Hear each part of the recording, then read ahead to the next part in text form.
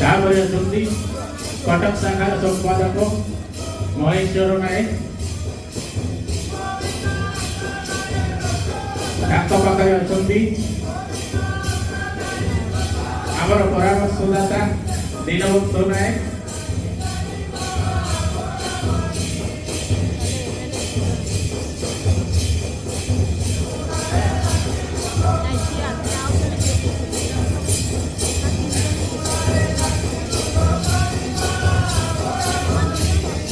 ଶେଷରେ ଅଛନ୍ତି କରଞ୍ଜିଆ ଶାଖାର ଉପସଭାପତି ଭାଗୀରଥୀ ନାଥ।